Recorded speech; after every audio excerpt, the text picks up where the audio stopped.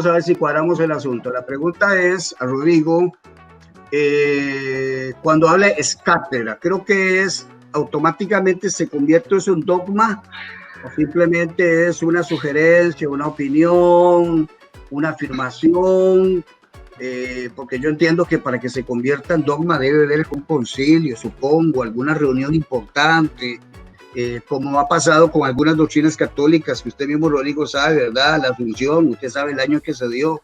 Si es milenaria, ¿por qué esa doctrina de la Asunción no se enseñó desde el primer siglo? Lo digo, es una preguntilla que ahora le agrega el profe a usted, ¿qué le parece? Entonces tiene 3. Y le voy a dar, ¿qué le parece? Que voy a ser generoso, le voy a dar 5 minutos, Rodrigo. Si usted los desperdicia es su problema. Cuenta ya, adelante. Bueno, aunque la Asunción fue proclamada tardíamente, los padres de la Iglesia ya las citaban, la Asunción de la Virgen María. Tanto la patrística como documentos antiguos de la Iglesia lo mencionaban. Ahora, hay términos que el término como tal nace después, pero el concepto preexiste. ¿Ya? Por ejemplo, el concepto del término Trinidad o el término transubstanciación llegan llegan unos siglos después, pero cuando uno lee la patrística, cuando lee la Biblia, ya los conceptos subsistían, ¿ya?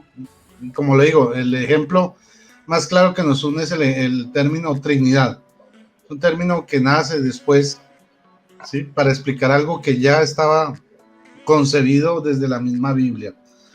Ahora, cuando el Papa habla ex cátedra, hay que saber que no siempre que habla es ex cátedra, ¿no?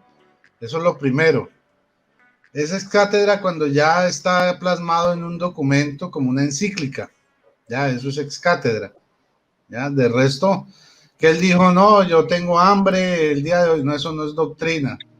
Y tampoco es dogma, ¿sí? O sea, son lo que él ya plasma en documentos oficiales de la Iglesia. Eso es ex cátedra, ¿ya? Porque de pronto hay veces que el Papa ha dicho cosas que a muchos no les suena, o por ejemplo, cuando una vez dijo que en la sangre de Cristo corre, o en la ascendencia de Cristo corre sangre pagana, que fue malentendido de 1 Corintios capítulo 1, versículos 18 al 24, la gente dice, uy, el Papa dijo eso es cátedra, no, era una homilía de él común y corriente, no es cátedra. Entonces, cuando es ex cátedra, como es lo que está en los documentos oficiales, pues sí, ya es doctrina, no dogma. Para declarar dogma, sí se hace en concilio exclusivamente, no lo hace el Papa. Eso sería como lo que hay que aclarar aquí en el asunto. Ahora, sobre Testudo, pues como lo dijo bien Eric, pues son una comunidad muy heterogénea. Gibran efectivamente inició ese grupo, pero por decirlo así, no es que todos estén bajo las órdenes de Gibran. O sea, Gibran es uno más y ahí también hay personas que siendo católicas están en desacuerdo con él en algunos puntos y los discuten simplemente. ¿Ya? Entonces, por ejemplo, Gibran duró como 3 meses hablando de que si Dios no castiga. Y entre ellos hicieron varios debates sobre si Dios castigaba, unos decían que sí, otros que no, hasta se hicieron memes fraternales entre ellos, pues es una comunidad muy tranquila, muy fresca en ese aspecto. Entonces Gibran, a pesar de ser el iniciador, no representa la opinión de Testudo, porque la opinión de Testudo es heterogénea y a veces la gente no ha entendido eso. Por otro lado, la apologética del Garrote, son personas que definitivamente como que hablan más de su ego que presentar lo que la Iglesia cree, y de hecho hay ejemplos muy desafortunados, llenos, de eso está lleno las redes. Hay uno de una apologeta, o bueno, disque apologista católico del Garrote, llamando a otro que es un morocho bailarín de las redes, que también es evangélico, que se llama Elmer Scott, y él muestra y filma con orgullo cómo se agarran a gritarse insultos por el teléfono, el uno perro, el otro sarnoso, el otro negro, el otro pobre, feo, y así. Y entonces, vean cómo yo defiendo la iglesia. Eso no es apologética. En realidad la apologética del garrote no es apologética, es la expresión de frustraciones personales que se exteriorizan hacia otra persona. Y yo creo que lo que yo he hecho aquí en su canal es apologética. Hemos hablado, hemos dialogado de una manera cordial, tranquila, exponemos nuestros puntos, estamos o no estamos de acuerdo al final en algunos o en todos, pero los exponemos de una manera civilizada, y eso es lo que realmente la apologética debe representar. Ok, perfecto. Vamos a hacer algo. A mí me interesa un punto. Ahora que tengo a Rodrigo no hay que desperdiciarlo. Rodrigo es voz autorizada en la católica. Permítame hacerle una pregunta antes de hacerle otra pregunta que quiero hacerle, una incómoda, bien incómoda para usted. ¿La señora Valenzuela estaba preparada para discutir este tema, sí o no? Para discutirlo, sí, con usted no. Me explico. Como lo dije desde el comienzo, hay distintas formas de abordar un mismo tema, ¿sí? Y si uno se vuelve un monólogo y lo aborda desde un solo aspecto, pues no se puede abordar desde el mismo argumento a todo el mundo, ¿ya? Entonces, yo no le puedo hablar de la existencia de Dios a un ateo utilizándole la Biblia. Yo tengo que hablarle de ciencia y de otros aspectos. Pues ella probablemente sí esté preparada para hablar solo con Biblia en otros aspectos, en otros espacios, con otro tipo de gente como Guti Guti. Pero usted se le va al griego y entonces ahí ya la corchó. Entonces ahí hay un problema, ¿ya? O sea, está preparada para responder bajo ciertos parámetros. La idea o el ideal es que todo apologeta esté preparado para responder desde todos los campos, pues, o la mayoría de los campos, pues, en que se puede discutir un asunto. Ok, vamos a darle, ya que tenemos participantes, 3 minutos a Eric, pero no se me vaya, Rodrigo, porque el asunto va con usted ahorita, porque quiero que tratemos el tema de la asunción. Yo tengo aquí una inquietud con usted, y ya se la voy a plantear. Tranquilo, que esto se va a poner bueno. No se vayan, amigos, porque esto se va a poner buenísimo con Rodrigo. Adelante, Eric, 3 minutos, échele. Mire, antes que se me vaya eso, quiero aportar algo de la pregunta que le hizo a Rodrigo, si estaba lista para debatir ese tema o no. Yo quiero ser sincero. Yo creo que ella no estaba lista, ni con usted, ni con el señor Guido, porque ella tiene un problema. Ella todavía no ha investigado qué es lo que la iglesia dice, no ha indagado, porque ya tuvo varios encontrones con Guido y hasta ahorita no he visto que ella vaya al catecismo y a leerle al catecismo a Guido, a atacarle los argumentos a Guido.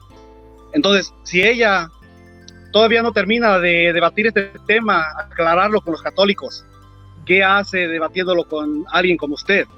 Yo, por ejemplo, miré que al principio usted dijo, a mí ese tema ni me importa, ni me interesa, ¿a mí qué? Entonces yo digo, ¿para qué va a debatir un tema con alguien que ni siquiera le importa?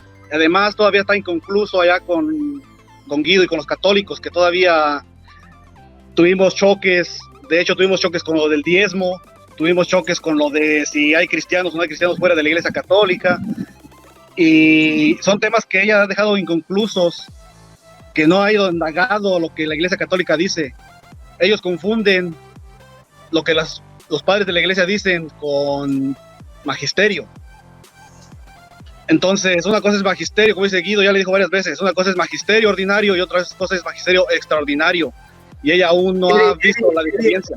Disculpa, Eri, una pregunta, ya que estás hablando de eso. ¿Estás de acuerdo con la postura de Guido?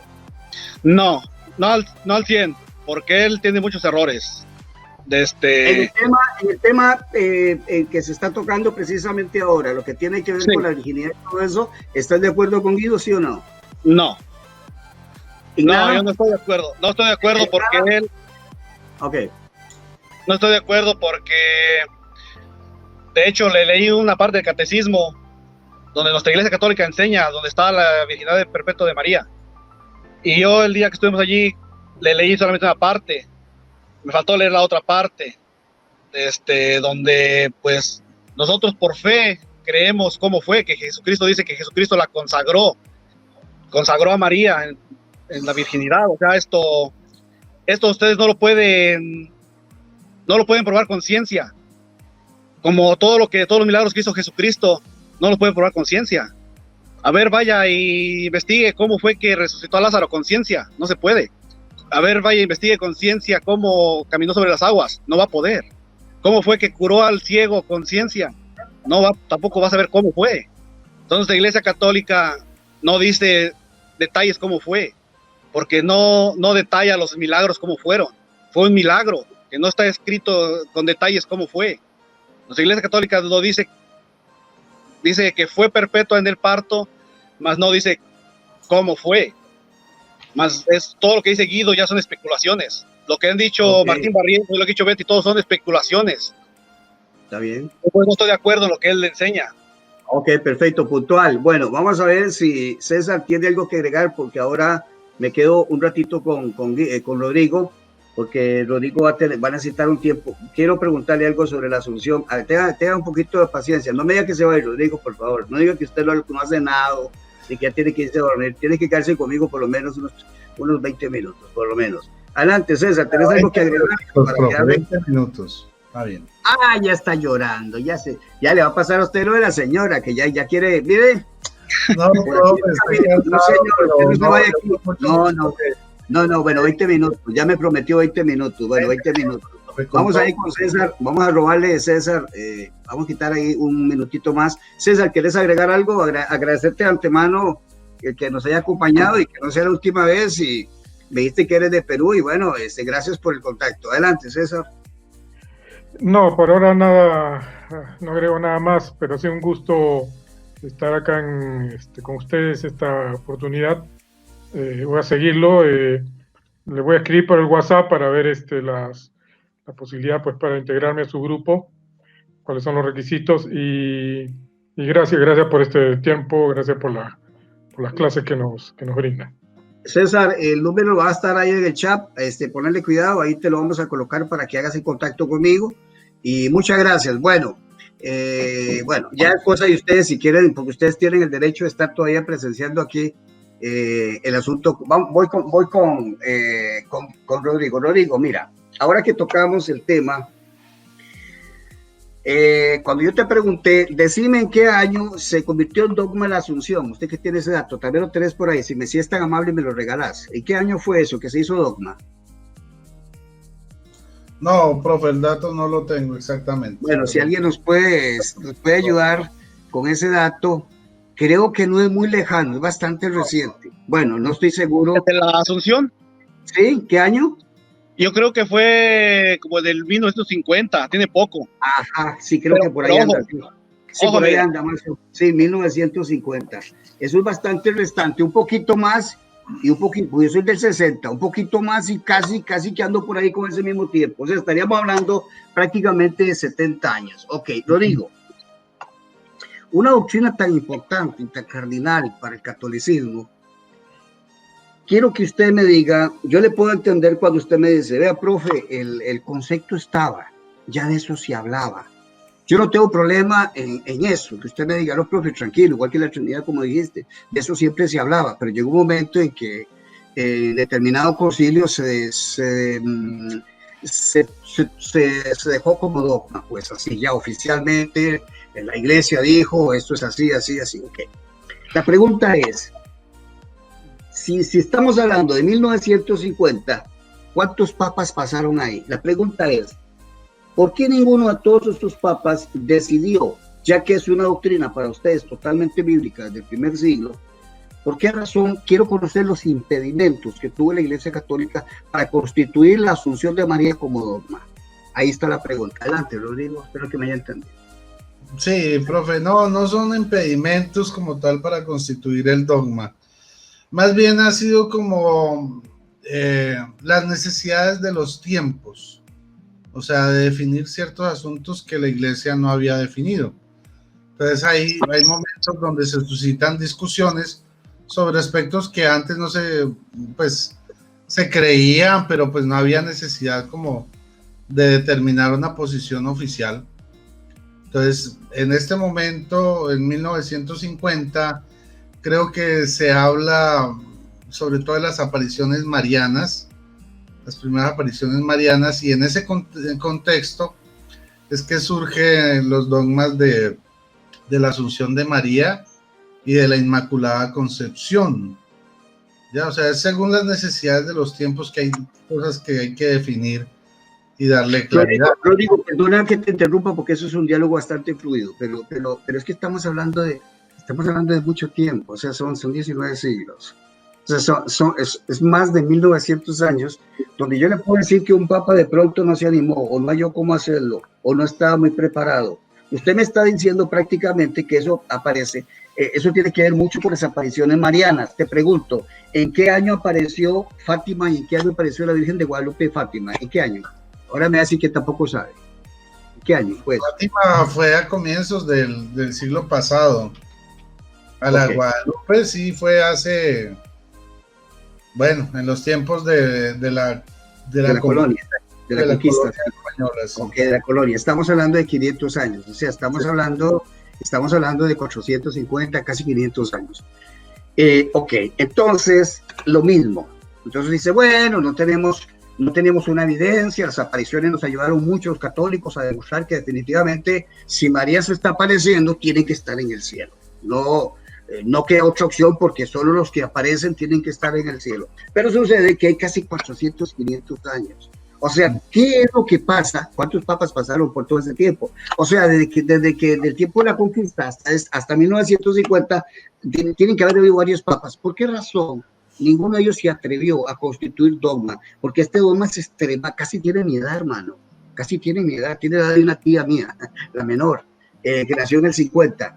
Usted, cuando yo le acabo de preguntar a usted cuáles son las razones, Rodrigo, por favor, no se ha definido qué. Especifíqueme qué es lo que usted... Es que no se había definido los tiempos, pero ¿cuáles tiempos? Mire, la iglesia ha reinado de alguna manera, y que ustedes lo acaban de decir, no ha tenido interrupción, es milenaria, implica que han gobernado, las puertas del Hades no prevalecerán contra ella, implica clarito, está clarito. ¿Qué impidió a una iglesia donde no va a prevalecer el mal? ¿Qué impidió que a María de alguna manera se le privara de este nombramiento o de este dogma? ¿Por qué nos enseñó durante tantísimos siglos? Que todavía estoy esperando una respuesta más definida, más concreta, cuando usted me dice, es que había que definir los tiempos. ¿Podrías explicarme qué quiere decir definir los tiempos? Adelante, Rodrigo. Te voy a dar un ejemplo, Daniel. Ajá. Mira, por ejemplo, la iglesia no estableció un canon, circulaban en la antigüedad las distintas cartas en comunidades, algunas circulaban unas, en otras circulaban otras, pero resulta que cuando apareció Marción, ¿sí? Y él dijo, el Dios del Antiguo Testamento es distinto al del Nuevo Testamento, ¿sí? Pablo es el único que ha entendido el Evangelio de Cristo, los demás no entendieron nada. Hay que hacer una Biblia con los 4 evangelios, aunque hay algunos adulterados, ¿sí? Hay que quitar las cartas de Pedro, las de los demás apóstoles y dejar solo de Pablo, y esa es la Biblia. Cuando salió esa afirmación de Marción, la iglesia tuvo que salir y dijo, no, señor, aquí tenemos que establecer un canon, ¿ya? Entonces, a eso me refiero con la necesidad de los tiempos. O sea, no había necesidad, por ejemplo, o sea, las cartas circulaban libremente, sí, se leían unas y otras, pero fue hasta que Marción comenzó a decir, no, esto es aquí, esto sí, esto no, que la iglesia reaccionó y dijo, bueno, no, vamos a definir esto. Lo mismo sucedió con lo de las apariciones marianas y en relación frente a lo que es la definición de estos dogmas marianos. Fue la necesidad de los tiempos. Y aunque, claro, obviamente en la época de la colonia hubo la aparición, la manifestación de la guadalupana, ¿sí? En ese tiempo no hubo necesidad de definir nada, o sea, simplemente fue un hecho que los indígenas creyeron y que permitió la conversión y la aceptación del cristianismo, que era el único que llegaba en esa época a América, porque resulta que en esa época todavía no existía el protestantismo. Entonces, eso facilitó pues como la conversión, pero no hubo un indígena que dijo, no, yo no creo que María esté en el cielo, ni creo que María haya sido inmaculada. O sea, eso no sucedió. Fue a partir de más bien de las apariciones de la Virgen de Fátima que comenzaron a hablarse, a definir, oiga, no hemos definido estos temas con respecto a la Virgen María, vamos a abordarlos. A eso es lo que yo me refiero. Entonces, es la necesidad de los tiempos lo que obliga a la iglesia a de pronto a definir ciertas cosas. Igual ok, gracias Rodrigo, me queda claro que las apariciones constituyeron una motivación, un incentivo para que pueda surgir, porque es evidente que se requirió eso. Usted me está diciendo, bueno, se requirió. Lo de Marción no duró 19 siglos, ¿verdad? Sí, como decir, la problemática con Marción no duró eso, por supuesto que no. Ahora, en el 382 dicen ustedes que Dámaso dijo, esto es palabra de Dios. Dentro de eso que dijo que era palabra de Dios, ¿ya sabían que María era asunta o no se sabía? Y cuando usted me dice a mí los tiempos, estos tiempos van prácticamente en los tiempos de la colonia, pero todavía dice, no, los aborígenes admitían, sabían, se imaginaban. Yo veo muy dudoso eso, y principalmente gente muy analfabeta y personas que no tenían ni acceso a la escritura, porque usted sabe que todas esas personas no tenían acceso. Pero déjeme, porque aquí está impaciente Eric, que le va a echar una manita, Rodrigo, aquí se echa manita, no hay problema. Adelante, Eric. Sí, nada más quería agregar un poquito lo que dice Rodrigo, o sea, como yo entiendo lo que él quiere decir. Él quiere decir, y yo también sé eso, de que los dogmas, por ejemplo, el de la Asunción de María se definió y se puso como dogma en 1950, no quiere decir que ese día ese dogma nació. Es una creencia que ya se creía. Lo que pasa es que la Iglesia Católica, cuando declara un dogma, es para proteger esa creencia, esa doctrina que ya se viene creyendo, pero es para proteger esa creencia, esa doctrina. Y así lo he hecho con todos los dogmas. Cada dogma, si usted lo ve, en cada año fueron declarados en cada distintos años, en distintos concilios. Pero eso lo hacen, no es que ese día nació, sino que lo hacen, es como por ejemplo lo de la transubstanciación. Cuando se empezaron a ver que ya había gente que andaba enseñando cosas contrarias a eso, dicen, no, vamos a declarar dogma para que quede como enseñanza de la doctrina católica. Un dogma, eso significa, es una enseñanza inmutable, que no cambia. O sea, ya se declaró que así se cree y así será de aquí en adelante, no va a haber cambios. Okay. Y eso es nada más para proteger la creencia, la doctrina. 20 siglos para proteger una doctrina, Eri, por favor. Es que mire. Vamos a ver un poquito. Vamos a ver. Es que mire. 20 siglos. O sea, la Iglesia Católica, usted me está diciendo que tuvo conciencia. Escúchame, la Iglesia Católica tiene que tener conciencia desde el primer momento, apuntando obviamente la vida de María, sea que ustedes todavía no lo tienen claro si murió o no murió. O sea, eso es algo que me han dicho. No sabemos si se la llevaron al cielo antes de morir o no. Creo que con Rodrigo yo he hablado algo de eso. Rodrigo dice, yo creo que sí murió porque tenemos el sepulcro y todo. Bueno, si el sepulcro fue que se murió, ¿no? Ok. Entonces, el problema que tenemos es que a partir de este momento, ya el segundo papa, si es que Pedro ya había muerto, pues no sabemos si María murió antes que Pedro, ya tiene el segundo papa. El segundo papa tiene conocimiento de esto. Ustedes pueden tener datos, ya que ustedes encantan tanto la patrística del primer siglo y del segundo, que los papas creyeran en la Asunción de María. Eso por un lado. Yo sé que ustedes en eso se la han jugado bonito con la patrística, y por eso ustedes dicen creemos en la tradición, que eso es prácticamente la patrística, la tradición, y eso por un lado. Segundo, el problema que tenemos es que hay un oscurantismo con respecto a esta doctrina de 1900 años, donde hay vicarios de Cristo que se supone que conocen bien esa doctrina, y no hay algo que me diga a mí que la Iglesia Católica tuvo algunos, porque Rodrigo me coloca Marción. Marción creo que es de los primeros siglos. Rodrigo, ¿qué siglo es Marción? Segundo. Imagínate. Pero por supuesto, Rodrigo, por supuesto que no fueron 18 siglos. que estuvo indecidida la iglesia para hacer el asunto. Ahora, cuando Eri me dice proteger la doctrina, Eri, ¿por qué no la protegieron antes? Ahora le voy a dar la palabra a usted. ¿Por qué no la protegieron antes? ¿Cuáles fueron los obstáculos, los óbices que existieron para que pasen 18 siglos y una doctrina tan vital para ustedes no se haya definido? Adelante, Eri. Sí, se la puedo responder fácil. ¿Por Claro, qué? vamos. Porque nadie la atacaba. La Iglesia Católica, porque nadie la atacaba. La Iglesia Católica declara un dogma cuando ve que hay ataques sobre esa doctrina. Cuando ve que alguien la está negando, cuando está enseñando algo contrario a esa doctrina, la Iglesia Católica es inteligente, dice, no, vamos a protegerla, vamos a declarar un dogma para que nadie pueda cambiar esta doctrina. Porque le digo, un dogma es una creencia, una doctrina inmutable, no cambia. Perdón, Eri, nadie la atacaba porque nunca se hablaba de ella. ¿Cómo le van a atacar algo que nunca lo mencionan ustedes? Si ustedes acaba de decir que ustedes no lo mencionaban. Ahora, otra cosa, el problema es que es 1950, ya pasó casi 400 años de la Reforma. ¿En la Reforma los reformadores nunca atacaron esa doctrina?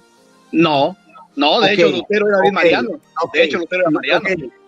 ¿Hay constancia de que la Iglesia Católica enseñaba abiertamente la Asunción de María en tiempo de la Reforma? Rodrigo, que tiene muchos libros de patrística, ahí se puede enseñar. Bueno, le pasamos, pero vamos a pasar primero antes de Rodrigo, vamos a pasar el joven. Adelante, joven. Adelante, joven. Me estás haciendo señas, no es para que te dé el pase. ¿Escuchan? Querías decir algo porque me estás haciendo no señas. Me escuchan. Sí, pero me escuchan. Me escuchan claro. Listo. Un saludo para Juan Rodríguez y para Diego. Bueno, primero que todo, tenemos que ver que cuando la Iglesia Católica se basa en los padres, tenemos que ver que desde el primer siglo, desde que los apóstoles ya habían cristianos con falsas doctrinas o personas que ya tenían falsas doctrinas. ¿Cómo saber si esa doctrina que esos dogmas que ustedes tienen por doctrina radicados o ¿cómo se dice? O basados en doctrina oral o por lo que han dicho o por lo que han dicho los padres de la iglesia es correcta y no está errada? Ahora, si un dogma llegase a tener un error, ¿cómo ustedes dicen que es incambiable el dogma? Entonces ustedes van a tener que seguir un dogma con un error y no lo podrían cambiar. Eso es algo que básicamente sería contradictorio a la misma palabra de Dios. O sea, yo no puedo hacer un dogma de una oratoria, de algo que vino oralmente, porque nosotros sabemos que algo que se dice oral, a pasar el tiempo se transforma o se entiende mal. Si se entiende mal la palabra teniéndola escrita, ¿cómo será algo oral? Ahora, lo que dicen los padres, usted le dan mucha validez a lo que dicen los padres, pero sabemos que los padres de la iglesia, unos contradecían a otros. Entonces, ¿cómo tomar lo que este contradice al otro, tomarlo como bien, y lo que el otro contradice al otro, no tomarlo como bien? ¿En qué se basa la iglesia católica para eximir uno y al otro? ¿Cómo hacerlo doctrina porque lo dijo un padre o porque vino por narración oral y no por lo que la Biblia estipula? Sigue adelante, profe. Ok, gracias, Joel. Un segundito porque no quiero que se me escape la línea aquí. Acabo de llevarme, me ha dado paso, Eri, estoy arrimando a Rodrigo a la pared, lo tengo en una esquina, pero que lo tengo, no chisten, no muevan nada, porque ya aquí le pasó el asunto al maestro. Entonces el asunto está así. Vamos a ver. El argumento que los amigos católicos están esgrimiendo cuando yo le pregunto que por qué, si estaba el concepto en el ambiente, los papas sabían que María había sido asunta, o sea, había sido llevada al cielo, toda la historia. Siempre la pregunta es ¿por qué no le hicieron dogma? Bueno, sucede de que ahora viene el amigo Eri y dice que no había ningún problema declarar dogma porque nadie atacaba la doctrina, o sea, nadie la tocaba. Entonces yo digo, bueno, pero se predicaba, se enseñaba. Entonces a mí estas cosas de, ustedes nunca me ven hablando de Calvino, a mí no me interesa ni Calvino ni me interesa Lutero, yo es escritura y ustedes saben bien. Pero ya que está este punto, cuando él dice que es que no había necesidad de hacer un dogma, y si no es necesidad de hacer un dogma, el pueblo nunca se enteró de esto, solo lo sabían las altas esferas. O sea, los cardenales o los papas, era lo único que sabía que María había, pero era de necesidad de todo el pueblo. Entonces, por supuesto que si es un dogma tan importante, el pueblo tenía que saberlo. Pues el pueblo no lo sabe porque durante 1900 siglos no se había colocado como dogma de manera que fuera respetado como tal. Ahora, cuando él me dice que es que no, nadie atacaba ese dogma, por eso no había necesidad, entonces yo le pregunto a Rodrigo, dígame, el tiempo de la Reforma que usted conoce, ¿la Iglesia Católica predicaba la Asunción de María, sí o no? Claro, se creía, claro que se creía. No me se creía, si se predicaba, para que la Reforma se diera cuenta que eso era, porque él acaba de decir de que durante el tiempo de la Reforma nunca atacó la doctrina de la Asunción de María, porque no era necesario, porque no la atacaban. Entonces, en otras palabras, escucha, en otras palabras, ya tuve la palabra, en otras palabras me está diciendo Eri que la Reforma está de acuerdo con la Asunción de María, porque si los de la Reforma miraban que la Iglesia Católica predicaba la Asunción y no decían nada, estaban de acuerdo. Entonces usted se atreve a decirme ahora, Rodrigo, que la Reforma, los reformadores estaban de acuerdo con esa doctrina, ya que usted dice que sí se predicaba. Adelante, Rodrigo. Inicialmente, claro que sí, por eso no se vio la necesidad. De hecho, Lutero y Calvino tienen escrito sobre la Virgen María, sobre la Inmaculada Concepción y sobre otros aspectos de María. La Asunción. Pero, ahora, sobre la Asunción, pues aquí yo tengo la Biblia comentada por los padres de la Iglesia, Apocalipsis 12, referente al tema, y citando a Metodio dice: la mujer que apareció en el cielo vestida de sol, coronada de 12 estrellas y llevando por escabel de sus plantas la luna, que gritaba con dolores y ansias de parto, bien examinado el verdadero sentido del texto, es nuestra madre, es decir, una fuerza o potencia existente en sí y distinta de sus hijos, a la cual los profetas en las visiones del futuro la llaman unas veces Jerusalén, otras veces esposa, en otras ocasiones Monte Sión y también templo, tabernáculo de Dios, aquella fuerza iluminadora a la cual, según el profeta, clama el Espíritu diciendo: levántate, Jerusalén, resplandece.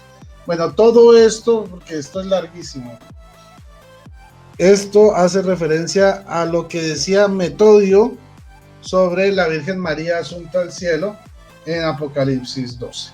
Y esto es, Metodio es como del año 800, o sea, mucho antes de la Reforma, mucho antes del descubrimiento de América, era lo que se creía, como le digo, pero no estaba definido como tal.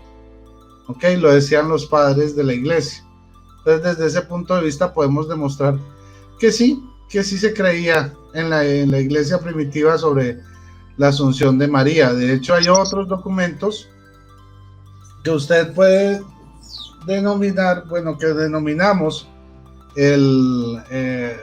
evangelios apócrifos, pero apócrifos no en el sentido de que vinieran de los gnósticos o los docetistas, sino que eran posteriores del siglo II o el siglo III, como el Transitus Mariae, que nos habla de la Asunción de la Virgen María. Son documentos supremamente antiguos, ¿sí? Donde está la creencia reflejada de la Iglesia, pero no es Biblia, porque no es, o sea, la Biblia, digamos que el canon como tal, son los documentos que llegaron hasta el siglo I, ya después no. Entonces, pero en el Transitus Mariae es uno de los ejemplos, donde tenemos esta doctrina que es desde los primeros siglos, y es lo que creía la Iglesia. Si me permite un momento, ahí le voy a dejar con Eric, y le voy a mostrar en un segundito el no, si vas a buscar algo, tranquilo, búscalo, yo te voy a decir algo para que no se me vaya. Vaya, Metodio. Se me fue el amigo. Bueno, aquí ok, me quedo con Eri entonces, porque es que yo no puedo hablar así cuando yo no veo la cara y ahora sí estoy. Bueno, Eri, Bueno, yo sé que ese argumento, Rodrigo, no es tuyo, usted no tiene que ver, bueno, ya se colocó. Ok, dame un segundo, Rodrigo, mira, vaya, Metodio, ¿quién conoce a Metodio? La verdad que yo escucho ese nombre en mi vida. Usted me puede hablar de muchos padres de la iglesia que los he oído mencionar, cantidad, porque hasta con ustedes he escuchado más de un nombre, pero Metodio no sé de dónde es Metodio, dice que del año 800, bueno, por supuesto, apreciado Rodrigo, que eso no puede constituir un ejemplo cuando estamos hablando de siglos, es que entienda, son muchos siglos, pero yo te quiero hacer otra pregunta, yo sé que usted está buscando una información, Rodrigo, ¿por qué la escritura? Oiga, lo que ponga atención a lo que yo le digo, la Biblia. La Biblia tuvo el detalle, decimos así popularmente, el detallazo, de decirnos que cuando Moisés murió, lo enterró Dios. Tiene el detalle de decir que Enoc fue arrebatado. Pues, ¿quién habla tanto de Enoc? Mira, casi no se habla de Enoc, que anduvo con Dios y que agradó a Dios y como le agradó a Dios se lo llevó, punto. O sea, se narra prácticamente un arrebatamiento. ¿Y qué hablamos de Elías? Ya conoce la historia. La pregunta es, por favor, escuche la pregunta, deme la razón. ¿Por qué la escritura que habla de Moisés, de Enoc y Elías, por qué nunca habló de María respecto a una asunción? ¿Qué fue lo que pasó? ¿Qué fue lo que se les olvidó a los apóstoles?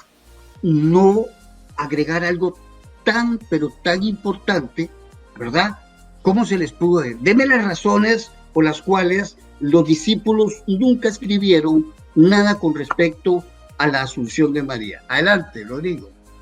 Bueno, profe, precisamente ese es el debate que tenemos pendiente, que es Apocalipsis 12, donde yo sostengo que en Apocalipsis 12, que es escrito por Juan, el personaje que recibió a María como su madre cuando Jesús se la entregó en la cruz, él escribe en el lenguaje apocalíptico, que es un lenguaje en clave, sobre María en Apocalipsis 12. Y ahí refiere la asunción de María. Cuando vamos al capítulo, al versículo 1 y 2 de Apocalipsis 12. ¿Ok? Ahora, esto, Transitus Mariae, este es el documento extrabíblico más antiguo, si se puede decir, que hay sobre la asunción de la Virgen María al cielo. Entonces, esto es del finales del siglo II, comienzos del siglo III. ¿Ok? No se lo leo porque es muy largo. Sí, comprendo. Pero quiero no estamos aquí para leer libros, ¿verdad? Tampoco. Puede tener esa referencia. Y aquí nos habla precisamente de la muerte de María. ¿Se acuerda lo que hablábamos de la muerte de María? Vean. La muerte de la Virgen María, sí. Y luego cómo fue su tránsito al cielo. O sea, son documentos antiquísimos de la iglesia, ¿ya? Que son del siglo II. O sea, aquí es donde se demuestra que la asunción de María no es un invento de 1950. Ya existía en la iglesia desde el siglo II, desde el siglo I, cuando yo hablo de Apocalipsis, desde Metodio, que a usted le causa risa, a mí también ese nombrecito, como para ponérselo a un hijo en venganza. El sistema metódico, la forma metódica de bueno, mira, pero por favor, Rodrigo, usted entiende cuando uno dice por qué. Usted entiende cuando uno usa la palabra por qué, está pidiendo una causa, una razón. Sí, pero sí hay un porqué, o sea, sí hay. Bueno, por eso es lo que le estoy pidiendo. Escúchame. ¿Cuál es la diferencia, profe? Es que en Apocalipsis. Yo le estoy diciendo por qué sí. Pero escúchame, hombre, para que entienda lo que les quiero decir. Vea, que usted me responde cuando yo le digo, ¿por qué razón la escritura? Dije la razón, ahora se lo voy a plantear, ya que usted me dijo Apocalipsis, ¿por qué razón necesariamente tiene que ser en un escrito escatológico nombrar lo que se supone que tiene que nombrarse antes? ¿De acuerdo? En otras palabras, Cuando se escribió Apocalipsis, ¿vivía Pablo y Pedro? Creo que no, ya habían Sí, no. O sea, Pablo y Pedro nunca se enteraron que María fue al cielo. Pero la palabra tampoco nos dice cómo murió Pablo y Pedro. No importa, eso no importa. No estoy preguntando que cómo murió, yo no estoy preguntando que cómo murió. Lo que le estoy preguntando es un asunto cronológico. Lo que estoy partiendo del hecho es que si hasta en Apocalipsis se revela bíblicamente la asunción de María, Pedro y Pablo nunca se enteraron de que ella fue llevada al cielo. Eso es lo que te estoy preguntando. ¿Por qué entonces? Ahora te pregunto, ¿cuál es la razón real por la cual es hasta Apocalipsis 12 que se da una referencia de la asunción? Por supuesto que yo no estoy de acuerdo que Apocalipsis 12 hable de una pero la pregunta es que Pablo y Pedro se fueron sin saber, porque es el único documento que usted tiene. No está escrito absolutamente nada de la asunción. Tenía que ver algo para que estos hombres de Dios se dieran cuenta que María estaba en cierta altura. No se dan cuenta en ese tiempo que ellos estaban, nunca se dieron cuenta. ¿Por qué? Porque usted me está hablando de una referencia bíblica, usted me está enseñando un texto bíblico y usted me dice, Daniel, profe, le estoy demostrando que en Apocalipsis 12, ahí donde se le enseña el cristianismo, eso es lo que usted está diciendo, de que María fue absuelta. Si eso es así, antes de esa profecía o de eso escrito Apocalipsis, nadie sabía que María había ascendido al cielo. Entonces, prácticamente la mayoría de los apóstoles, excepto Juan, fue el único que se enteró que María estaba absuelta. Eso es lo que yo estoy preguntando. Ahora, déme la razón por qué es hasta en Apocalipsis que se menciona. Dígame por qué en Romanos no lo mencionó. ¿Por qué Pablo nunca lo mencionó en Romanos, en Filipenses, Colosenses, pero en sus cartas, etcétera, etcétera? ¿Cuál es la razón? Vamos. Ok, bueno, esto es muy sencillo. Primero que todo, en los evangelios se habla, en el mejor de los casos, hasta la asunción del Señor. Punto. Ahora, por otro lado, ¿por qué no se habla en las cartas de Pablo? Porque las cartas de Pablo eran dirigidas a las iglesias para solucionar problemas puntuales que estaban ocurriendo en cada una de las sedes de la iglesia de esa época. ¿Ok? Lo mismo Pedro, también las cartas universales se dirigían a aspectos puntuales, problemáticas que estaba viviendo la iglesia y cómo se definían las doctrinas frente a estos aspectos. Eso es así de sencillo, profe. O sea, ellos, ¿qué hicieron? Enviando estas cartas, definiendo dogmas, doctrinas y comportamientos frente a problemáticas que se estaban presentando en la iglesia. Lo mismo, el mismo evangelio de Juan está narrada la historia de Jesús, pero en la clave de la problemática que estaba viviendo la comunidad de la iglesia de Juan, que eran las 7 iglesias de Asia Menor, que tenían el problema de la infiltración de los docetistas, ¿sí? Y de los gnósticos.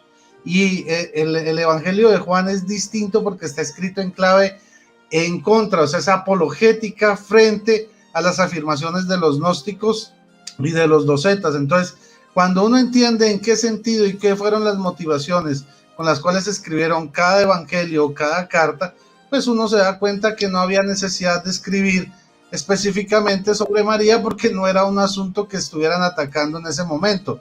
En ese momento estaba atacando la divinidad de Cristo, la humanidad de Cristo, digamos, la presencia real de Él en la Eucaristía, la cuestión de la salvación, que frente a las obras de la ley que había que hacer, ¿sí? Este tipo de problemáticas son las que se abordan en las cartas.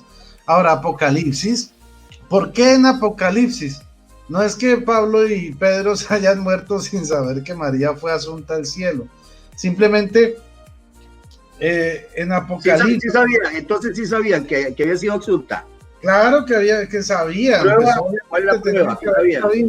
Pero obviamente no está puesto en las cartas porque no era un asunto que estuviera quejando a la iglesia ni había sido un problema, ¿ok? Entonces, lo que hacen las cartas es responder a las problemáticas distintas de las iglesias, de las sedes de las iglesias. Ahora, en Apocalipsis es distinto. ¿Por qué? Una de las claves interpretativas, recuerde que hay 3, bueno, para ustedes hay 2. Una dice que Apocalipsis está en clave de Israel, otros dicen que Apocalipsis está en clave de la Iglesia de Cristo, ¿sí? Y hay una tercera que es netamente católica y patrística, que es Apocalipsis es una descripción en clave de una Eucaristía católica. Y en este caso, por eso, el capítulo 12 está dedicado exclusivamente a María. Pero entonces tendríamos que analizar, y hay un autor, hay varios, pero uno muy destacado que fue ex protestante, ex pastor presbiteriano, que se llama Scott Hahn, y él hace un libro llamado La Cena del Cordero y explica cómo en Apocalipsis 12 se describe toda una Eucaristía a lo largo y ancho de ese libro. Permítame, lo digo, permítame. Yo me retiro, don profe. Ok, gracias, Eli. Muy amable, gracias. Muchas gracias. Muchas gracias. Dígale a Rodrigo que no se vaya todavía. Dígale a Rodrigo que no se vaya todavía. Dígale. Señor profe, le quiero pedir un permiso. ¿Puedo bajar este video del cachito que estuve yo participando, descargarlo y ponerlo en testudo? Solamente lo que bueno, sí. No, la parte donde yo estuve. Si se lo oye a usted, no se lo oye a Rodrigo. No, No, pero la parte donde yo estuve participando. La parte tuya, tu participación, lo que quieres colocar. Listo. Está bien, Eli. Hasta luego. Muchas gracias, nos vemos. Adiós, Rodrigo. Ok. Permítame algo, Rodrigo, y gracias por la atención. Mira, escucha lo que te voy a preguntar. ¿Por qué después del capítulo 1 de Hechos, María no es más nombrada? Creo que es el 1, no sé si el 2, creo que es el 1 o el 2, porque ahí está el arrebatamiento y ahí entendemos que está María. Digámosle que del capítulo 2 en adelante hasta el 28, ¿por qué no se nombra a María más? Deme una razón. Sencillo, profe, porque el título es Hechos de los Apóstoles, o sea, lo que hicieron los apóstoles. Si fueran hechos de María, pues hubiera hablado de María. Habla de los apóstoles en cuanto a la necesidad, lo que hicieron después de la asunción del cielo.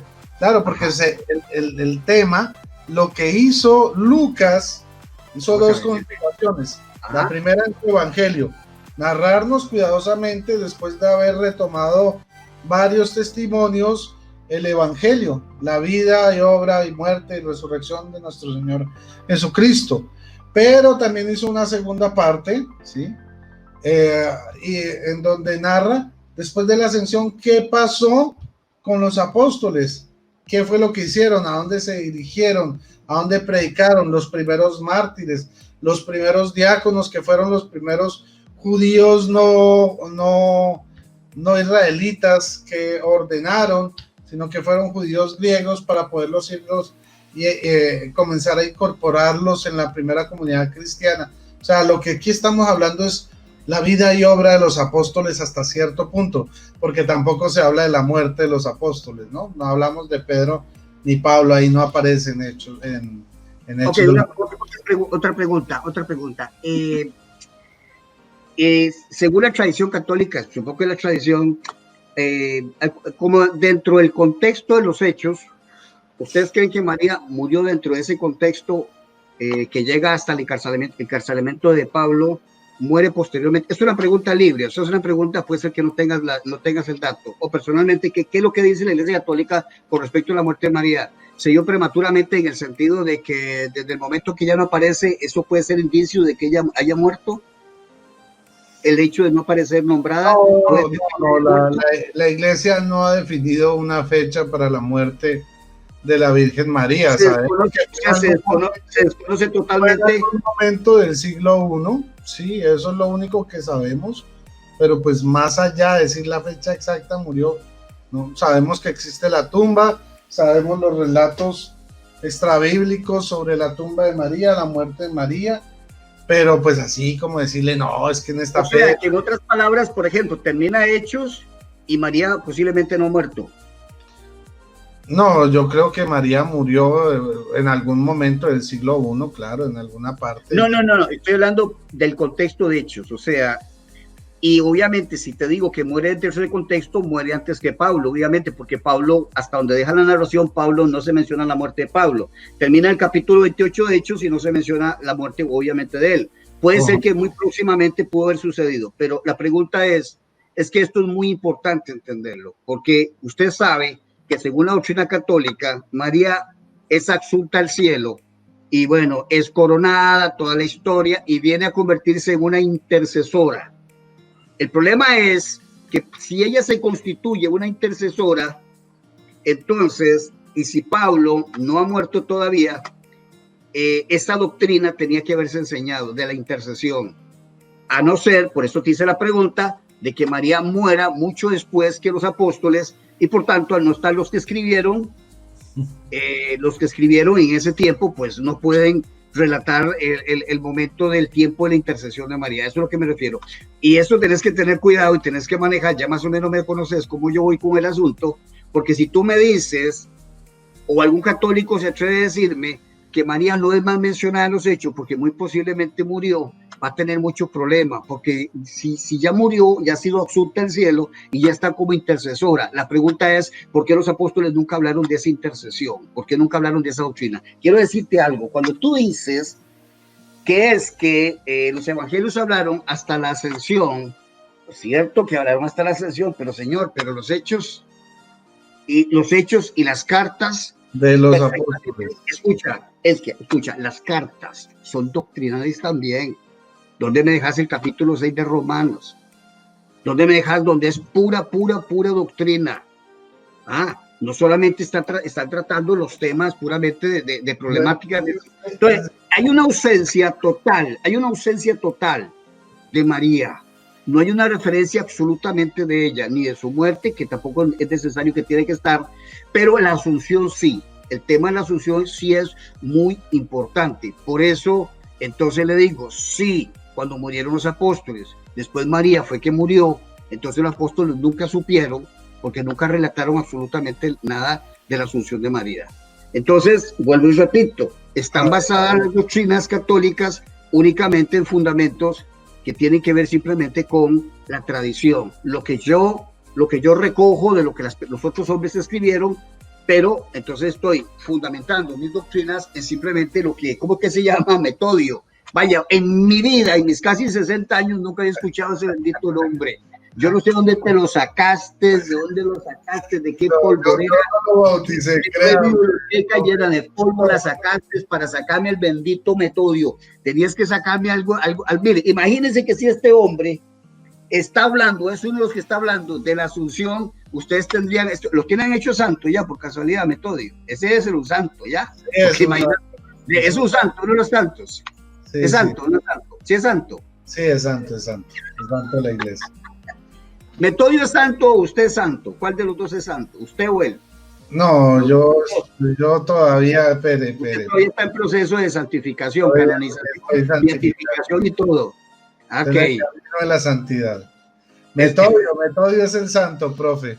Bueno, aquí usted es muy hábil y eso se lo tengo que reconocer, porque acá me está metiendo el tema de la intercesión y ese se lo voy a dejar para otro día. No revolvamos peras con manzanas. Ahora, en cuanto a lo cronológico, tengo que repetirle, a ver, Hechos de los Apóstoles nos habla de la obra expansiva de la iglesia, de cómo se expandió a través de la obra apostólica. Por lo tanto, no era necesario hablar de María, porque ella no era apóstol, ¿ok?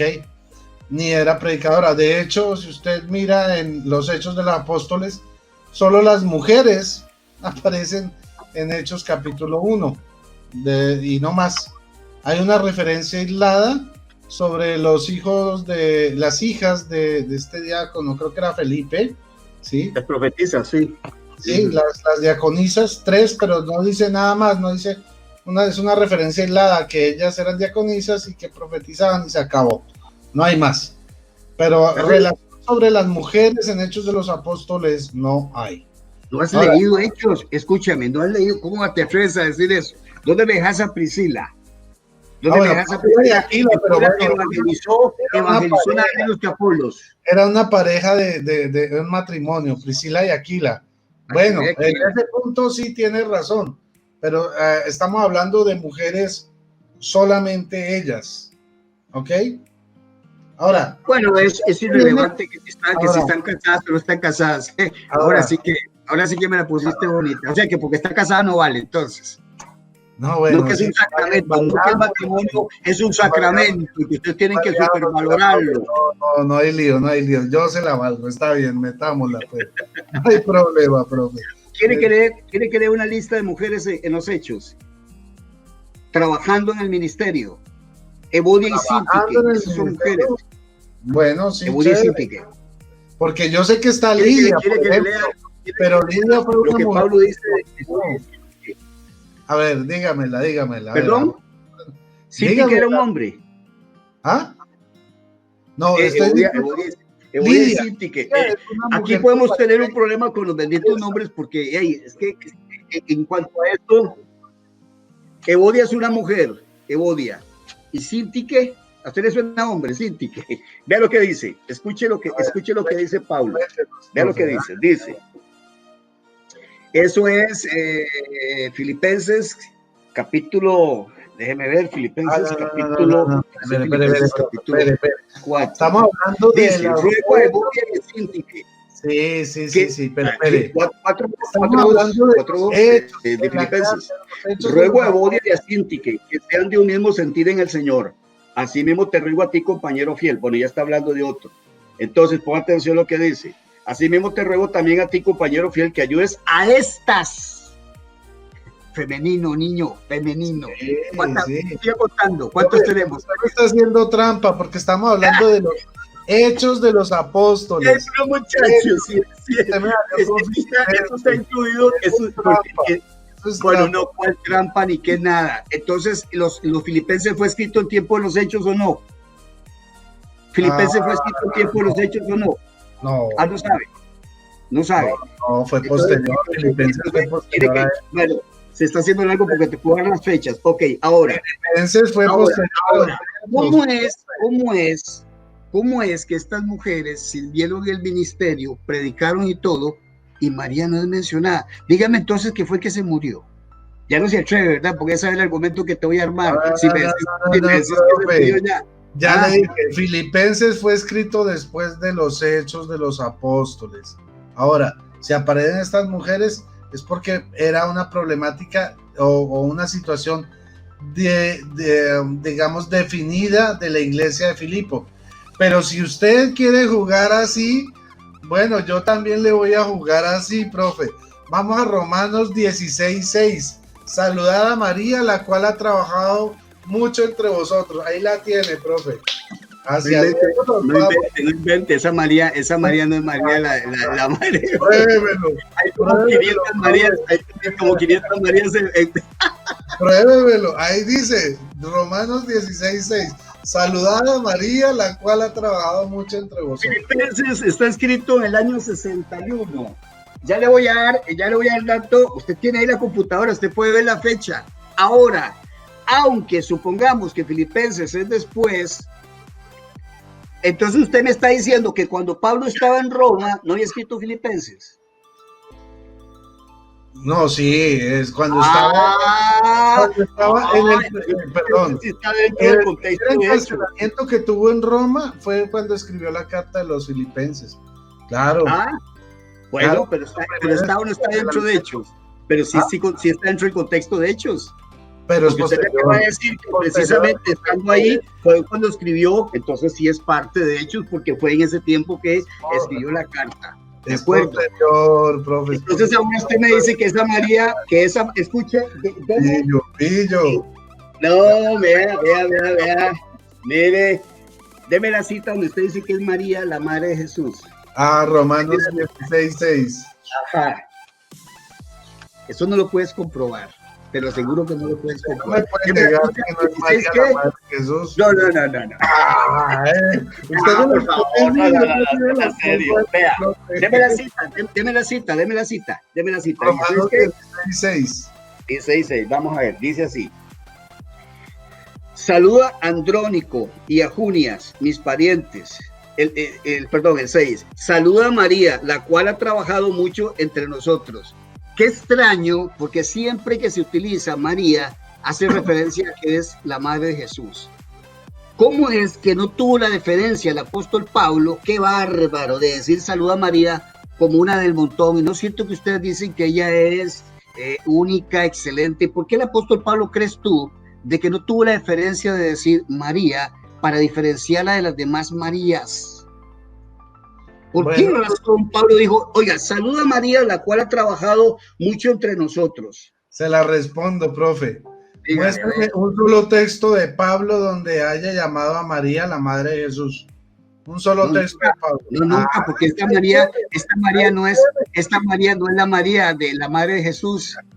Usted tiene que comprobar siempre y cuando usted me muestre un texto donde Pablo llamó a María la madre de Jesús. No, escucha esto. El asunto es que usted es el que afirma y el que afirma tiene que demostrar. El que afirma tiene que demostrar. Yo le digo, ¿dónde estuvo María trabajando? Usted dice, ve aquí. Pero sucede que dice María, no hay una distinción. Esta María puede ser 500 personas diferentes. ¿Quién le hace a usted pensar que esta María es la madre de Jesús? ¿Quién le hace pensar que no lo es? No, porque usted tiene que estar afirmando. Cuando usted afirma, usted tiene que tener pruebas. Deme una prueba. Cuando usted niega también. Deme una sola prueba de que esta María es la madre de Jesús. Deme una. ¿Cuál es? Pues ¿Sabe cuál sería tu prueba? ¿Sabe cuál es tu prueba? Que usted que aquí diga la madre de Jesús. En ningún otro lado Pablo nombra a otra María. ¿Será que solo existe esta María? O sea, Pablo nunca menciona otra María, pero ¿por qué le hace pensar a usted que solo María, la madre de Jesús se llamaba María? Cuando hay una gran cantidad de Marías, y ustedes mismos reconocen que hasta en los evangelios están mencionadas varias Marías, se mencionan varias Marías. El problema es que tú tienes la obligación de demostrar que ella es María, porque hay muchas mujeres que se llaman María. Ajá. Pues y Pablo no hubiera tenido esta forma de expresarse simplemente cuando él dice simplemente, saluda a María, la cual ha trabajado mucho entre vosotros. Ajá. Entre vosotros. O sea, ni siquiera está dentro del núcleo de Pablo, entre vosotros. ¿Quién? Los romanos. Entonces, ¿María vivía en Roma? Ahí está el punto. Ahí muy bien. Tienes que demostrar muchas cosas. Porque María se fue. Ahora ustedes, los católicos, tienen que demostrar que María vivió en Roma. Te pregunto, ¿María vivió en Roma, Rodrigo?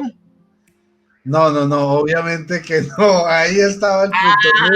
Obviamente que no. Un par de hermanos que está en Roma. No, sí, María se fue a vivir, fue con Juan, a Patmos, claro, obviamente. Bueno, pero no a Roma, pero Pero yo me estaba te caíste completamente. Sí, te caíste. Estás diciendo que esta es la madre de Jesús y usted dice que no, que se fue a vivir con Juan. Entonces, ¿Juan vivió en Roma? No, profe, ya le estoy diciendo que le estaba payaseando un rato. Así como usted me saca los argumentos, no me hagas hacer argumentos rebuscados. Lo digo, está por eso, volviendo al tema, profe, ya un poquito más. Usted me está diciendo que esa María, la madre de Jesús, estos saludos es para la iglesia que está en Roma. Ajá. ¿María estaba en Roma? No, profe, lo estaba apoyando. Ya está. No es María, es la madre de Jesús. Deje de inventar. ¿De acuerdo? Devuelvan el video y se darán cuenta que yo le dije, pues si a ese tipo de argumentos nos vamos, pues yo también le tengo esos mismos argumentos. Y ahí fue cuando le cité Romanos 16:6. Porque uno puede argumentar de una manera muy creativa, pero no siempre, eso quiere decir que sea una argumentación correcta, profe. A eso era lo que yo me iba a decir. Me parece muy honesto de tu parte, yo digo aceptar que es esa forma de argumentar donde usted me dice, no, yo te puedo mostrar porque hay una María. Por eso, yo me paro y sostengo que es que usted tiene todo el derecho, porque ella se llamaba María.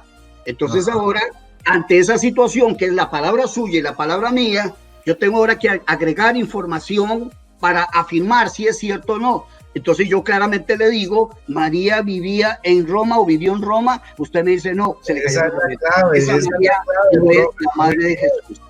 Muy ¿listo? bien. ¿Estamos de acuerdo? Porque María se fue a vivir con Juan a Patmos, a Turquía, no a Roma.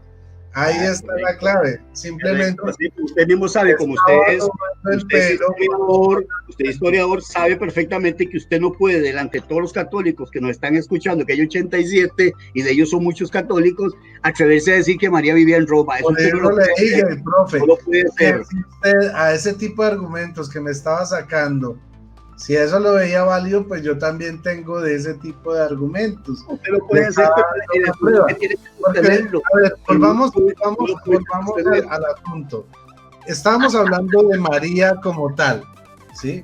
Y usted dice que por qué entonces, si María no subió al cielo, ¿por qué no nombraron ese hecho Pablo y los demás apóstoles? Yo ya le expliqué.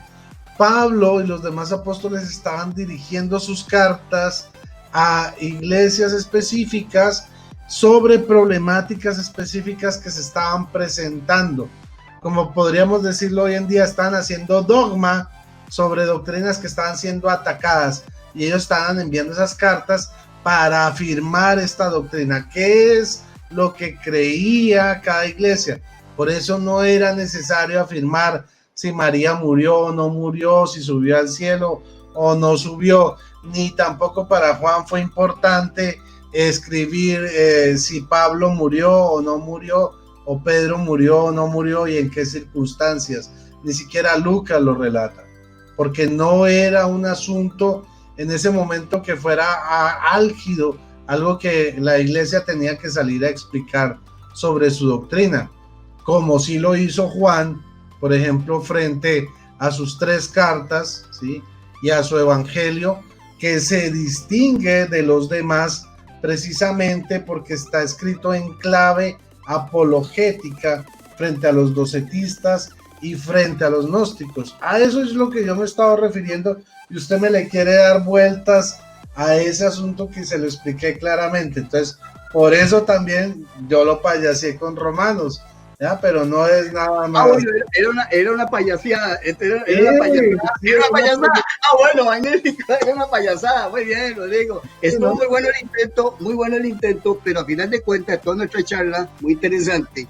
Nunca pudiste dar pruebas de la asunción de María. No existen. Apocalipsis 12. No. Y Metodio. No existen. Te pregunto. Tránsitos María del siglo 2. Sí, estamos viendo libritos, sí habla mucho. Escuche esto.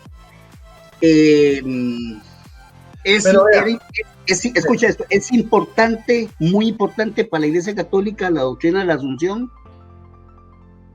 Es parte de nuestra doctrina. No es esencial. No es esencial. O sea, ¿se puede negar? Es esencial para la salvación, no. Pero sí es esencial en el sentido de que es parte de lo que creemos, pero no es, digamos, un elemento para nuestra salvación saber si ella fue asunta o no fue asunta al cielo. Ok, o sea, si no es tan importante como corredentora, ¿tampoco es importante? La corredención, ¿sí? Pero es que ese no es un dogma, eso es doctrina. Entonces no es tan importante. Es doctrina. O sea, sea, eso es lo que te pregunto. Es como la Trinidad. Se lo voy a devolver, profe. ¿Para usted es importante la Trinidad o no? Como dogma. Sí, claro que sí, porque es una verdad. ¿En la Biblia dice en la Biblia Trinidad? ¿Y en la Biblia dice Trinidad? Tiene que ver que lo diga o no lo diga, lo enseña. ¿Usted sabe cuándo se definió el dogma de la Trinidad? ¿Y por qué se tuvo que definir? Bueno, eso es un asunto puramente histórico que es irrelevante. Si usted me dice que eso no está importante. Pero lo de María sí es importante. Porque cuando usted me habla de corredención, escucha, cuando tú me hablas de corredención, entonces me dice, bueno, la corredención es opcional. María es corredentora, pero en realidad puede ser que sea corredentora, puede ser que no sea corredentora. Entonces, cuando usted me dice a mí que la asunción no es tan escúchame, que la ascensión no es tan importante, no hay corredención. Si no hay ascensión, no hay corredención, porque no hay una persona que esté en este momento trabajando juntamente con Cristo en la redención del hombre. La asunción es fundamental, porque si no hay asunción, María no está en los cielos sentada, reinando e intercediendo, y por tanto no puede ser corredentora. porque no, usted me está diciendo que es importante. O sea, pero si la corredención tiene que ver, muchachos, con la salvación. La corredención tiene que ver con la salvación y la asunción está ligada a la corredención. ¿Cómo usted me dice entonces que la asunción no está importante para la salvación? ¿Que la asunción está ligada a la corredención? Sí, claro, por supuesto. Y si no estaría funcionando como corredentora si no hubiera sido asunta al cielo. Y porque no fue asunta al cielo. ¿Cómo va a estar ejerciendo algo si no está en el cielo ejerciendo? ¿Qué tiene que ver la corredención? Yo no entiendo. O sea, estamos hablando de Lucas. Bueno, la asunción, ¿para qué sirve la asunción? ¿Para qué María fue asunta? ¿Ah? ¿Para qué María fue asunta al cielo? ¿Qué es lo que está haciendo María en este momento? Para ser preservada en su cuerpo y ya. ¿Cuál es el oficio? ¿Qué es lo que está ejerciendo? ¿Ah? No es pues intercesora. Para ser llevada en gloria en cuerpo y alma. Así como fue llevado Elías y se me olvida el otro que fue llevado. Sí, pero o sea, ¿cuál es el oficio? En este momento? Lo voy a poner. Intercesora. Listo, se lo voy a poner en sus mismos términos. Que fue llevada al cielo, según ustedes dicen, pero es intercesora. Usted me dice que listo, que entonces la asunción de Eliseo es determinante. ¿Para qué es determinante la asunción de Eliseo y de Enoc? Dígame. Si la Biblia lo dice. Eliseo no es ningún corredentor. Nadie enseña que Eliseo es corredentor, pero ustedes sí enseñan que María es corredentora. Pero ahí está el problema. Si ve que usted es truculento, entonces usted me dice, escúcheme, profe, usted me dice que la corredención corredentora, nadie dice que Eliseo es corredentor. Usted me dice que la asunción y la corredención van necesarias, que sin asunción no hay corredención, pero le muestro entonces el ejemplo de Elías y Enoc, y usted no me va a decir que Enoc y Elías son corredentores, ¿o sí? Pillado, ¿sí ve? ¿Sí ve? Pero ¿cuál pillado ni que nada? Aquí ha dicho que Elías y Eliseo son corredentores. Pero fueron asuntos. Si usted me está diciendo, lo acabaron de escuchar, profe. Perdón, pero lo acabaron de escuchar. Diciendo que era necesaria. No es tan importante para la salvación, eso fue lo que usted dijo. La asunción de María no es tan importante para la salvación. Palabras que usted acaba de decir. Entonces, ¿cómo puede ser corredentora? Ahora le voy a decir una cosa. Supongamos que no fue asunta. Si María no fue asunta, ¿dónde está en este momento?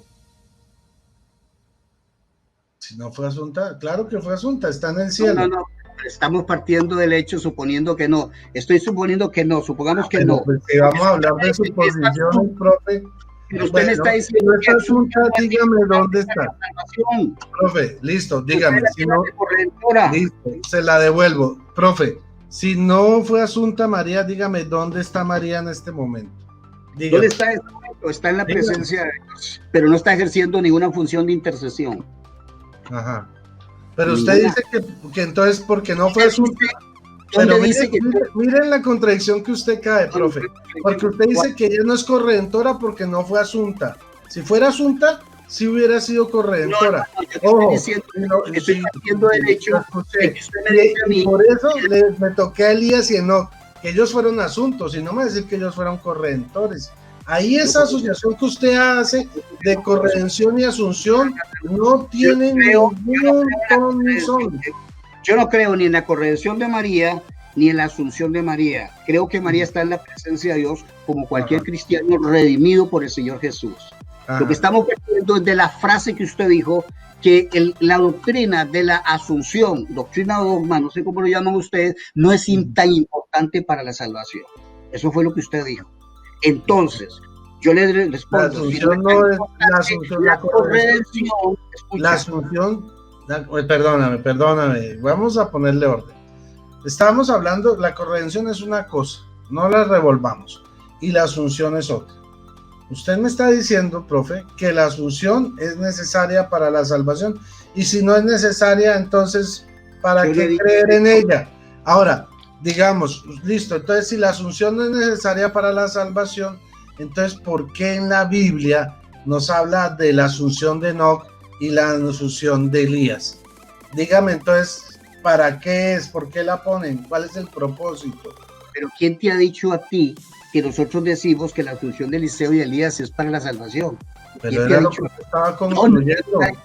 Que sí, que la asunción es necesaria o es importante para la salvación, profe. Escucha bien para que entienda. Voy de nuevo. Escúchenlo. Hablando de la asunción, usted me dice, cuando yo le hablo de la asunción, usted me dice, escucha lo que usted dijo, la asunción no es tan importante para la salvación. ¿Lo dijiste o no lo dijiste? Sí. Ok, ahora atención a la frase que usted acaba de decir. Cuando usted dice eso, entonces yo le digo, si no es tan importante la asunción que es necesaria para que María esté intercediendo, si no hay asunción, no hay intercesión. Si no hay intercesión, no hay corredención. Está todo ligado. En otras palabras, si María no fue asunta, usted me hizo la pregunta, ¿dónde está? Yo le digo, está en la presencia de Dios. Escuche. ¿Sabe dónde está el error de su razonamiento? No interrumpa para que escuchen bien el razonamiento. Bueno, pues, vale, voy a tomarlo. Ustedes tienen a María corredentora o la tienen intercesora porque fue asunta. Si no fue asunta, ustedes no la pueden tener de intercesora, porque no hay nada que diga que en el momento en que yo parte a la presencia de Dios, yo estoy ejerciendo un oficio celestial. Eso no existe. No existe en la Escritura. ¿De acuerdo? Entonces, la pregunta fue clara. Entonces, si la asunción de María no es tan importante para la salvación, entonces María está intercediendo, está asunta, pero no es importante para la salvación. ¿Intercede para qué? Si no es tan importante. O sea, puede ser que es una posibilidad, no es tan necesario. Está intercediendo, pero no es tan necesario para la salvación. Equivale a lo mismo, porque si es asunta, está, y es asunta para ejercer, de acuerdo al catolicismo, una labor o obra de intercesión. Y esa obra de intercesión usted sabe, y todos los católicos saben que es para salvación. Entonces, si no es tan importante la asunción, entonces no es tan importante su intercesión y su corredención o como corredentora tampoco tiene. ¿Responderle, profe? Vamos. Listo, facilísimo. Usted dice, oh, conste que usted lo escucharon.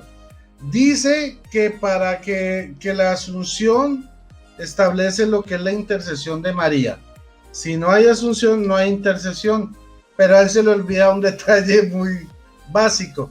Para nosotros todos los santos del cielo son intercesores y no son asuntos.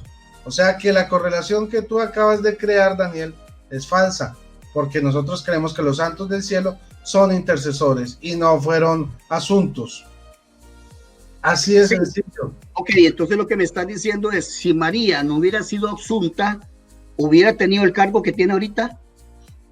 Porque el cargo que tiene María no lo tienen todos los santos. Pueden ser intercesores, pero no al nivel de María, y usted lo sabe bien.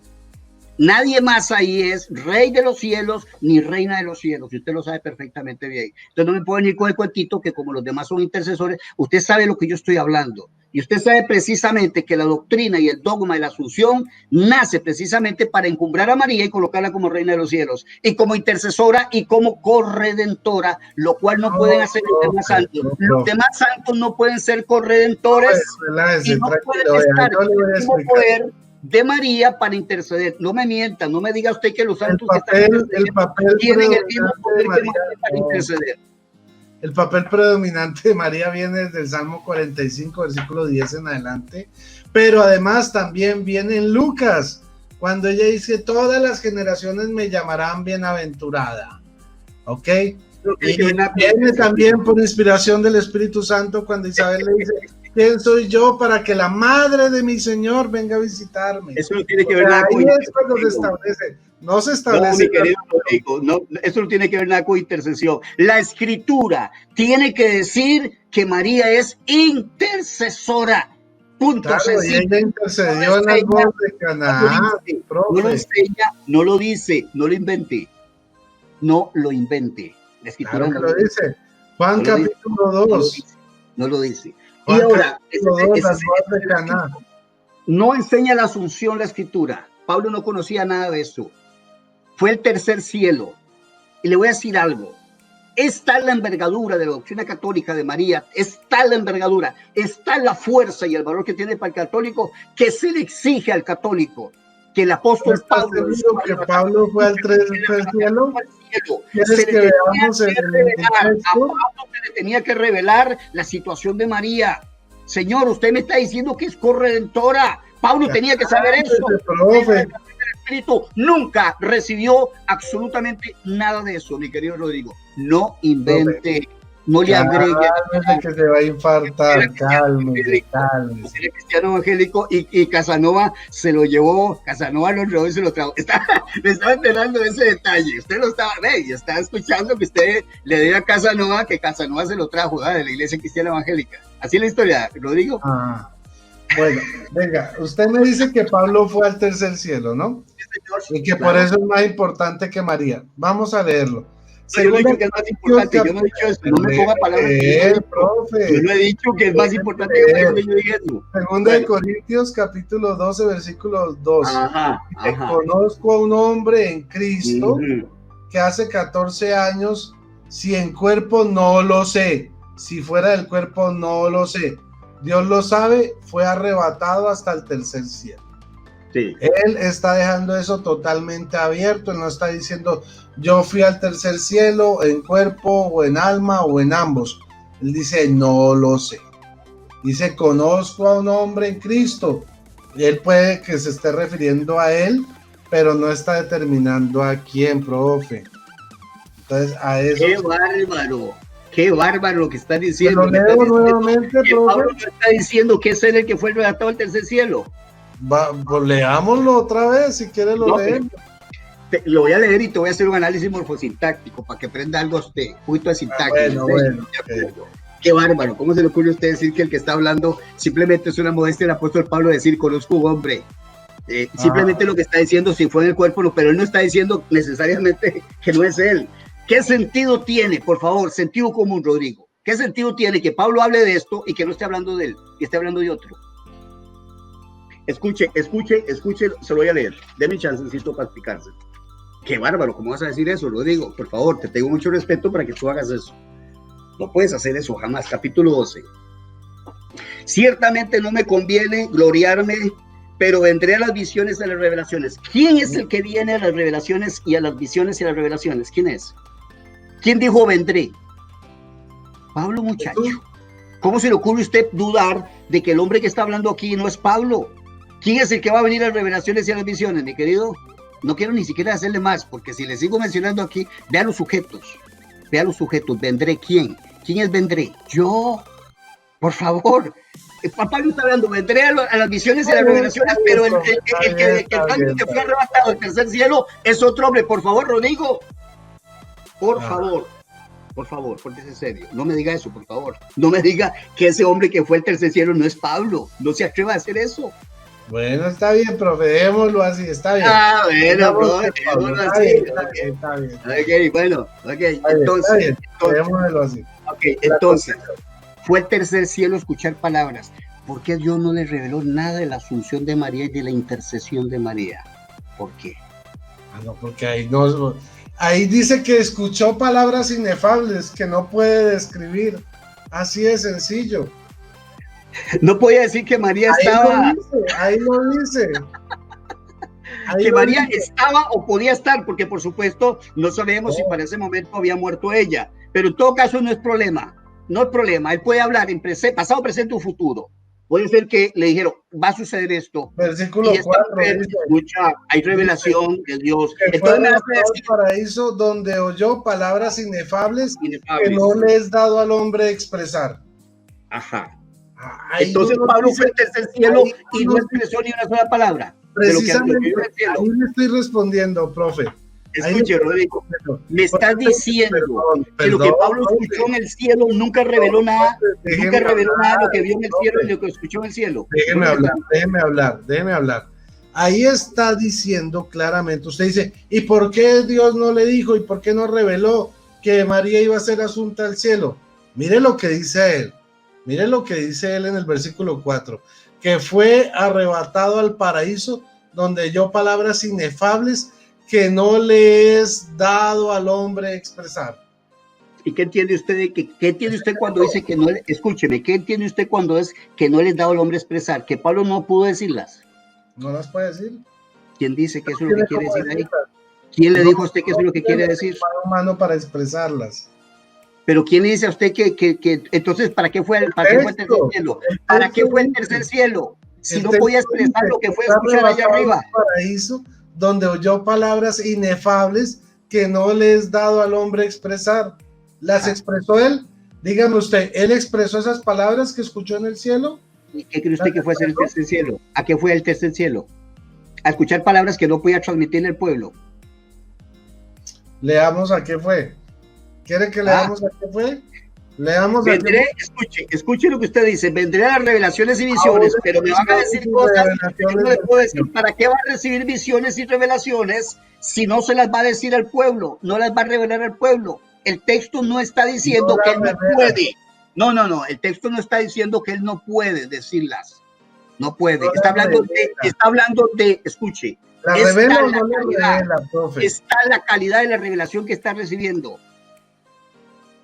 ¿Verdad? Está la calidad, está exaltando la calidad, no está diciendo que no puede decirlas, porque Pablo siempre enseñó que por revelación, o tengo que ir a Gálatas para explicarle, por revelación, no fueron los hombres los que me enseñaron esto, y por revelación, que aquí dice visiones y revelaciones, les he enseñado este evangelio. Entonces usted no me puede decir que Pablo fue a echarse un viaje al tercer cielo, oyó palabras y no las pudo comunicar. No está diciendo eso el texto. Y lo vamos a ver pendiente porque le voy a hacer un análisis morfosintáctico de ese pasaje. Voy a explicar que lo que Pablo está diciendo no es que él no podía verbalizarlas. Vamos a dejar eso no es lo que él quiso decir. Para ver si él lo aprendió, ¿sí? O lo recibió directamente del cielo. Y eso lo vamos a discutir. Escucha esto, Rodrigo, yo no sé hablar inglés. Bueno, uno de tanto oír algunas palabrillas se aprende. Digamos chino, de chino no sé ni papa, ¿de acuerdo? Entonces sucede que me lleven a China con un propósito. Le pregunto, ¿para qué Dios lo llevó al cielo, al tercer cielo a Pablo? Entonces como que me lleven a China a mí y que yo llegue a China y me hablen todos en chino y yo no sé nada. Y entonces yo le digo a todo el mundo, yo fui a China con un propósito. Entonces él me pregunta, ¿cuál era el propósito? No sé. Me hablaron en chino y entonces no sé, fui solo de paseo, vi los chinitos muy bonitos y todo, bien así, los ojitos así, y ahí no sé nada. No, usted no puede decir que Pablo llegó al tercer cielo, y se queda Pablo y le empiezan a hablar en un idioma raro, y Pablo llega y quedé igual, quedé como viendo el ciprés, y llegó aquí y dice, señores, el evangelio que yo les predico no es de hombres. ¿Será que Pablo no predicó el evangelio? Le pregunto, ¿dónde cree usted que aprendió Pablo el evangelio? Todo evangelio es de Dios. Todo evangelio es de Dios, obviamente. Pero Pablo dijo que era por revelación. El evangelio de Juan, el evangelio de Mateo, el evangelio de Marcos, el evangelio de Lucas son evangelios de hombres. ¿Cómo dijo Pablo? ¿De dónde? ¿Cómo Pablo recibió el evangelio? ¿Por revelación o de qué manera lo recibió? Pregunto. Si fue por revelación, entonces igual que todos los evangelistas. Y él tuvo que transmitirlo. Él lo dice en Gálatas, no por hombres. Todos los autores sagrados reciben por revelación, escriben por revelación. Profe, una cosa, escuche, no necesariamente. ¿Que no? No, ¿que no son revelados? No, por inspiración. Los hombres escribieron por inspiración. Bueno. Fueron inspirados. Sí, una cosa es inspiración, otra cosa es revelación. ¿Usted cree que la revelación no está incluida dentro de la inspiración? Por supuesto, es que el problema con la revelación es que él va a escuchar directamente de Jesucristo el evangelio. Pero reconoció que lo que Pablo había recibido no lo había recibido otro ser humano. Y él lo exaltó diciéndole la sabiduría que recibió Pablo. Pablo habla de cosas que los demás apóstoles nunca hablaron. Y Pablo dijo, digo un misterio. Le pregunto, ¿quién habló del arrebatamiento de la iglesia? ¿Pedro habló del arrebatamiento de la iglesia? Digo misterio. Ve el capítulo 15 de Corintios. Pedro habló sobre eso, indagó sobre la cruz de Cristo, la sustitución, la identificación con Cristo. No hablaron de eso. Porque Pablo recibió de Jesucristo directamente esa revelación. Entonces, eran hombres inspirados, todos eran inspirados. Pablo, revelación. Dice necesariamente Pedro, yo recibí por revelación, visiones y revelaciones. No lo expresa. No necesariamente puede ser que alguna visión recibiera, pero no lo expresa. Pablo sí lo expresa. Y entonces por eso yo le dije, qué raro que la doctrina mariana, Pablo nunca habló, pero de este tamaño, nada, así. Juan lo recibió en visión, lo que escribió en Apocalipsis, y ahí está Apocalipsis 12, profe, que usted no lo quiera reconocer es otra cosa, pero ahí dice que Juan recibió esto por medio de una visión, y lo dice en Apocalipsis 1. Lo digo, usted mismo sabe, usted sabe, no hay forma que usted pueda mostrar que claro que lo demuestro. Escucha, la mujer del capítulo 12, usted no puede mostrar. Y de una vez le digo, si algún día hablamos de eso, prepárense bien para que no haga el ridículo cuando usted me esté hablando del desierto, del carbón y del agua y que la tierra se abrió y todo eso. A ver cómo usted me acomoda eso con María. Claro que sí, profe, claro que sí. Ya estoy esperando que tengamos un placer. Yo creo que nos tiramos de ver. Estoy con 2, voy para 3 horas. Gracias, Rodrigo. 20 minutos y mire, nos vamos 20 minutos, 20 minutos, etiqueté una hora. Muchas gracias, muy amable y como siempre. Bueno, gracias, profe, Rodrigo, por ser respetuoso y todo. Bueno, me encanta hablar con usted, esto es apasionante. Okay, perfecto. Bueno, Rodrigo, Dios te acompañe. Muchas gracias por la oportunidad. Bendiciones a todos. Bye, bye. Bueno, hasta luego.